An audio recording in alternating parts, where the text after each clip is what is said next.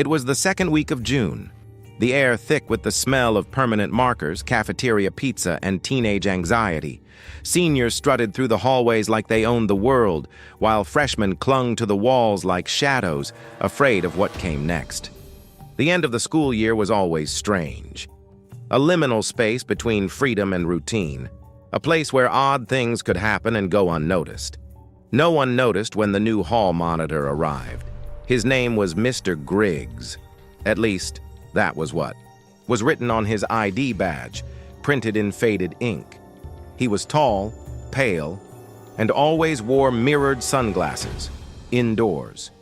His uniform was slightly off color, not quite matching the official navy blue the school staff wore. But no one questioned him. In a school of nearly 200 students and only 3 assistant principals, someone patrolling the halls was a blessing.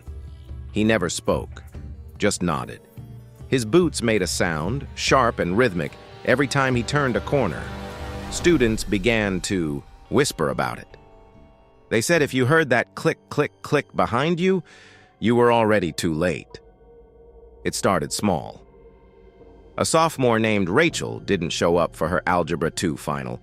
Her friends said she was just ditching, maybe already, heading to Florida with her parents. Then came Josh, a junior. His locker was still decorated with campaign posters. He was running for class president, but no one saw him after lunch on Thursday. Mr. Griggs was always around.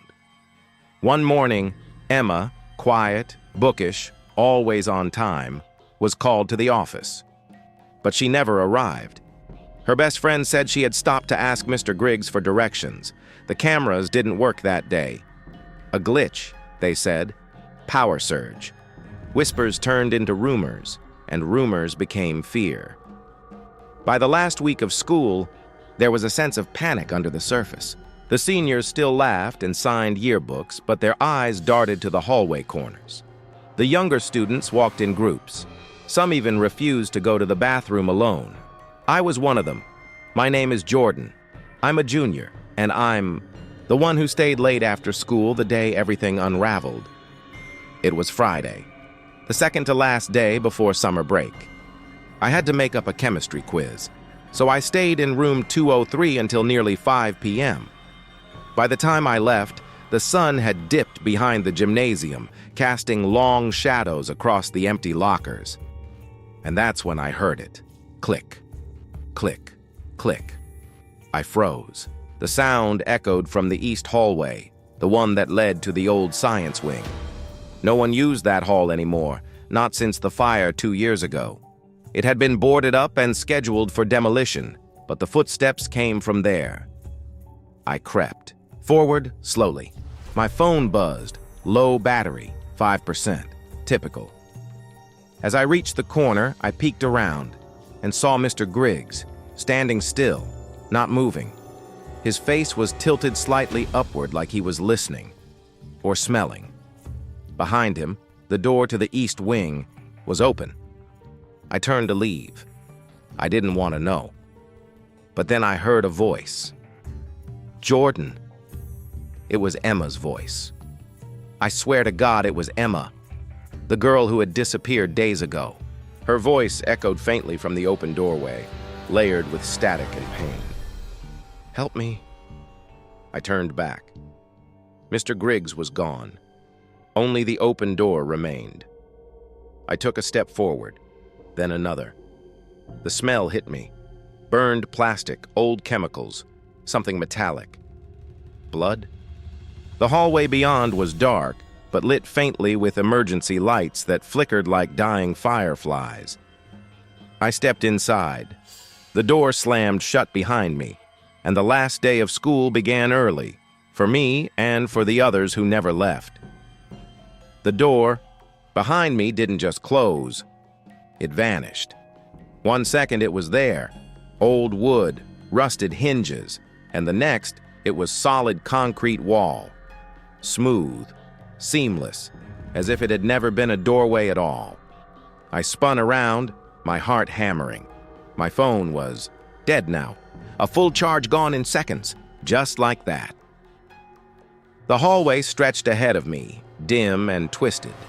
Pipes lined the ceiling like tangled veins. The tiles under my shoes were cracked, water-stained, and sticky in places I didn't want to imagine. Faint whispers leaked through. The air. "Jordan, come back." Not Emma this time. Deeper. Familiar. "Rachel?" I walked forward, slowly. My footsteps didn't echo, like the sound was swallowed before it could bounce. I passed a door on the left.